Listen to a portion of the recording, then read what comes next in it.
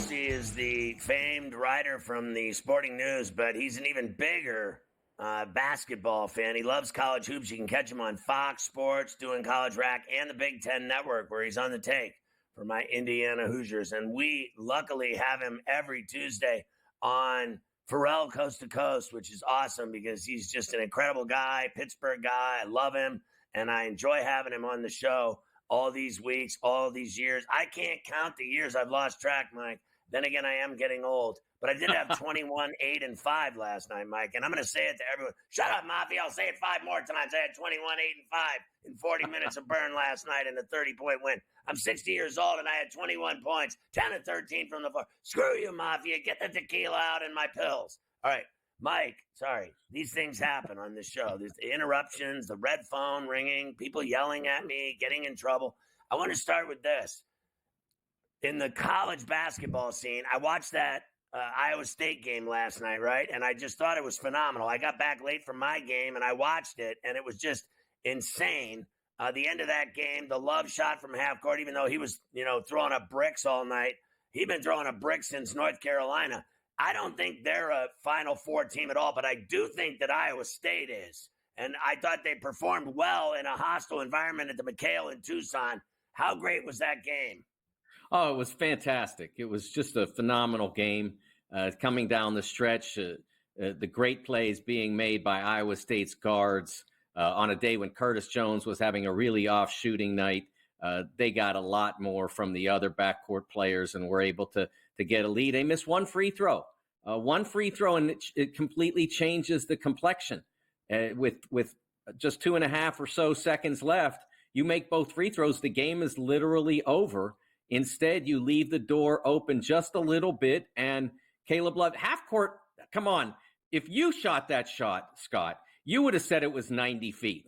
So let's be honest about it. That was a 50-foot shot plus. It was probably closer to 60, and he nailed it. So we'll give him a lot of credit for that. It was a game changer, and then he was. Although I totally agree with your assessment of his play generally, he was outstanding in the overtime. He made big shots. That one, right. that heave seemed to give him some confidence. And the only surprise was that the shots he made in overtime didn't come from 45. They came from the usual 22. Right. I lost a game, a title game, a championship game on a half-court heave by a fat guy, and he threw it from his hip over his shoulder like this, and it went in, and I watched this team celebrate and jump on each other and make a pile down under the basket, and Mafia and I were standing there holding our onions. It was the worst way to lose ever, and it wasn't a shot for overtime. It was a shot to win, and he made it, and I lost that way once. I have nightmares about it. 2 really good games tonight, Mike. Kentucky at Tennessee, and believe it or not, I think it's Oregon State and Gonzaga in Spokane.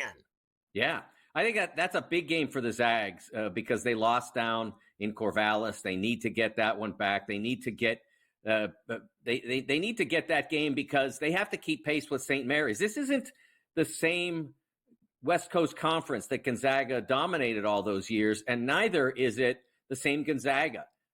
They really need to dominate to keep pace with St. Mary's at the very least, if not supersede them when they eventually meet.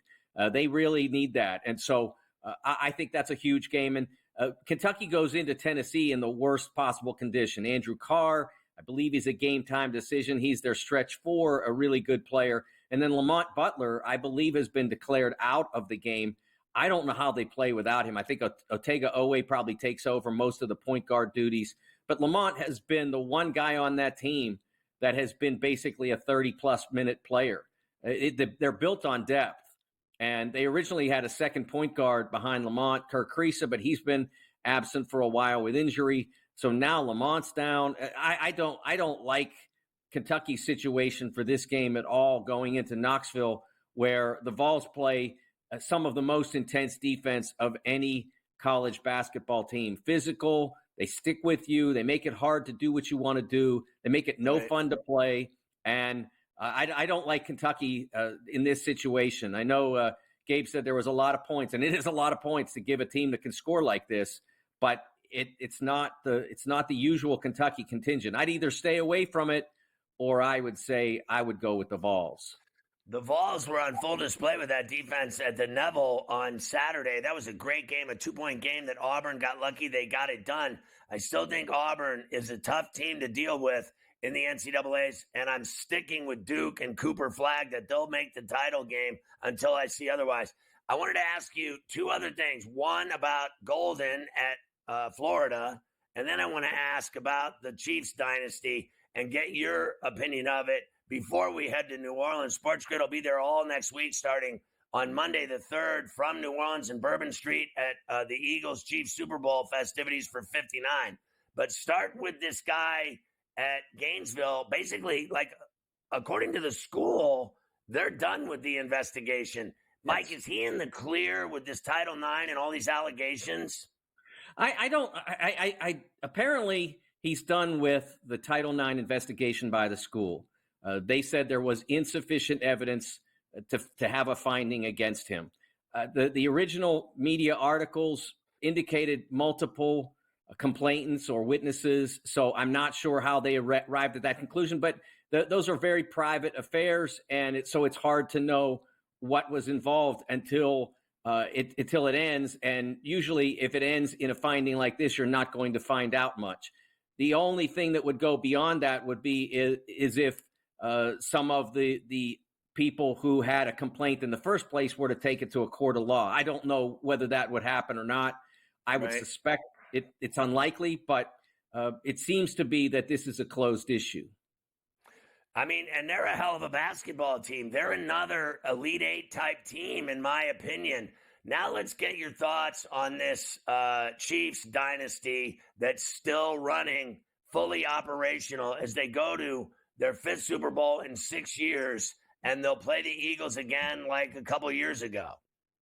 It's amazing what they've accomplished, Scott. And I wrote an article about 10 days ago before the playoffs started about how the Chiefs were in some way chasing what the Steelers accomplished in the 70s, 4 Super Bowls in 6 years. No one's done that other than the Steelers of 74, 75, 78, 79. And now the Chiefs have a chance to match that. But they also have a chance to do what no team has done, which is win 3 Super Bowls.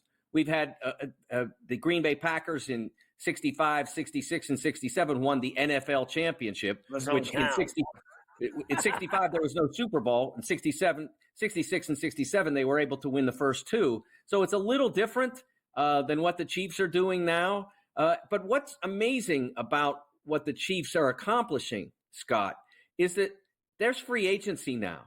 There is the salary cap. You can't keep a team together. Like if can you imagine what the Steelers of the 70s would have had to pay their whole team? I mean, in today's dollars, they'd have been like a $1 billion annual salary to try to keep those guys together. They wouldn't have been able to do it. So the Chiefs haven't been able to do it, but they've been able to continue to win. And a lot of that is Patrick Mahomes, but I don't think it's all that. I mean, Patrick Mahomes was excellent on Sunday, but he wasn't the elite, unstoppable Patrick Mahomes. What happened was every time the Chiefs needed to make a big stop, Spagnuolo and that defense, and especially the defensive line, came through. And that's what's really amazing about this group is that even as all the personnel changes, I think there are 6 guys who could win their 4th Super Bowl ring as a Chief. There 6 guys. And that only began in 2019. So they've turned over almost their entire roster since then. Are you going to New Orleans, Mike, or are you going to tell me you're too soft? I'm too soft. Yeah, definitely.